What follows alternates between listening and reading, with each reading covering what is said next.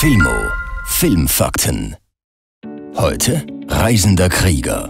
Der Kultfilm eines ehemaligen Kinobetreibers aus dem Engadin. Wir beleuchten unter anderem die spannende Entstehungsgeschichte des Films, wie es zu der Besetzung des Hauptdarstellers kam und was der Film mit Homers Odyssee zu tun hat. Ein Handelsreisender namens Krieger ist für die Kosmetikfirma Blue Eye unterwegs durch die Schweiz. Krieger, Blue Eye. Darf ich uns eine Linie vorstellen? Und begegnet unterschiedlichen, manchmal sehr eigenwilligen Menschen. Der Film verknüpft das ganz Alltägliche mit fast legendenhafter Fiktion.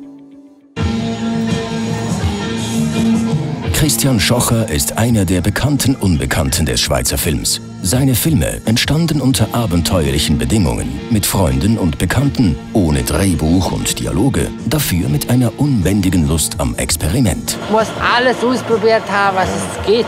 Der Filmemacher ist Autodidakt und scheut die Öffentlichkeit.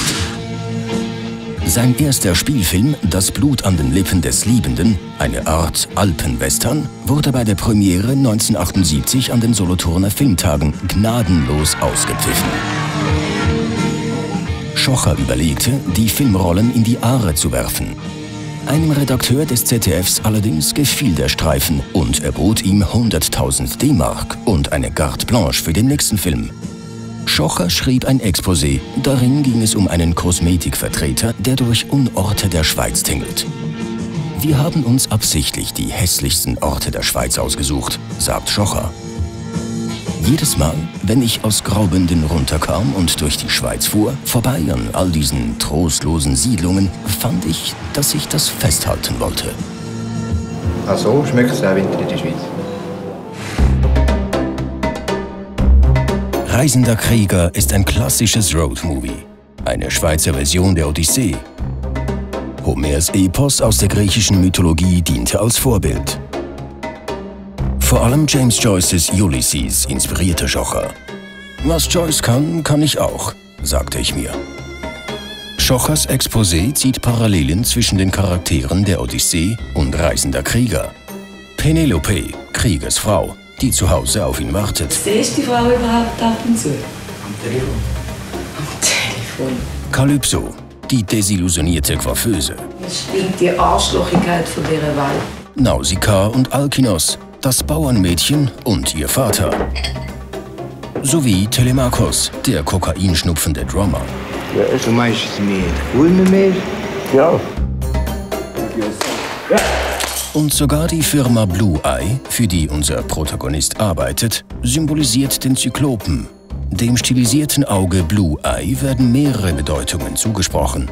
Das sprichwörtlich blaue Auge, the pornographic eye, und auch Big Brother.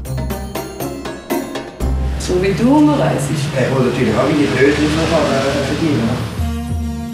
Die Reise des Kriegers führt ihn quer durch die Schweiz.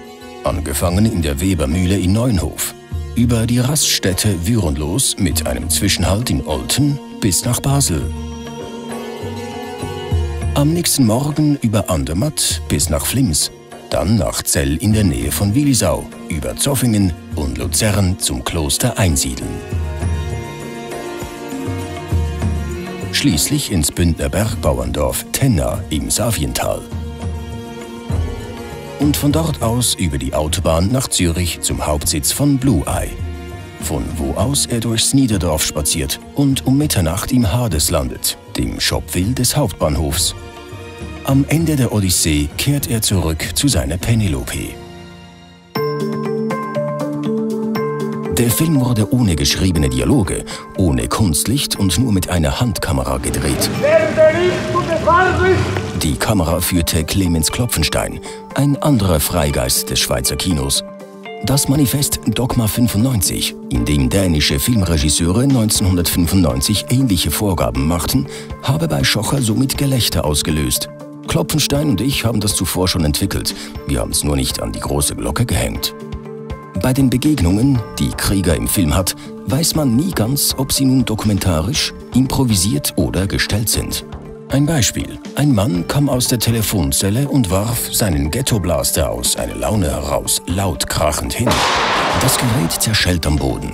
Der Mann sammelt die Reste umständlich ein und verschwindet wieder in der Telefonkabine.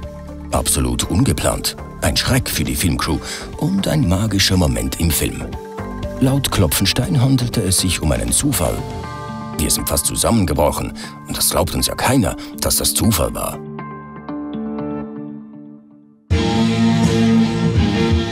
Reisender Krieger wurde komplett von Laiendarstellern gespielt. Was ist was? Vielleicht cool. Hauptdarsteller Willi Ziegler war dem Regisseur vormals an einem Stammtisch in Luzern aufgefallen. Kurz vor Drehbeginn konnte Schocher den arbeitslosen Grafiker ausfindig machen und klopfte an seine Tür. Ziegler öffnete mit einem „Ich kaufe nichts." „Ich will Ihnen nichts verkaufen, sondern die Hauptrolle in meinem Film anbieten", sagte Schocher. Ziegler will nicht. Aber als er von der Gage von 10.000 Franken hört, will er dann doch. Zieglers Engagement ist ein Glücksgriff. Nichts wirkte gespielt, denn er spielte einfach sich selbst, so Schocher. Du siehst immer aus, als hättest du eine Kopfwäsche nötig. Kinnwäsche oder Haarwäsche? Kinnwäsche. Verbunden mit einer Haarwäsche, meine ich. Ziegler tauchte trotz etlicher Rollenangebote nach Reisender Krieger ab und galt jahrelang als verschollen. Beinahe verschollen war auch der Film, der seit den 80er Jahren kaum im Kino zu sehen und auch nie auf Video erhältlich war. Dennoch blieb er stets ein Geheimtipp.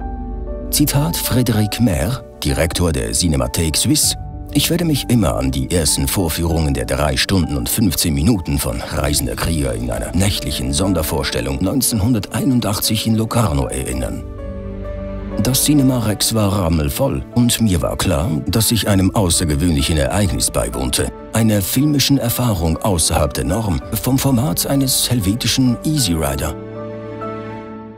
2015 erschien Schochers Director's Cut auf DVD, der mit 142 Minuten fast eine Stunde kürzer ist als die ursprüngliche Fassung. Der Director's Cut von Reisender Krieger kann heute problemlos über diverse Streaming-Anbieter im Heimkino gesehen werden. Manchmal habe ich das Gefühl, meine Verkaufsmethoden sind einfach ein bisschen zu progressiv. Bist du ein Fehler? Du bist ein bisschen feststänzen manchmal.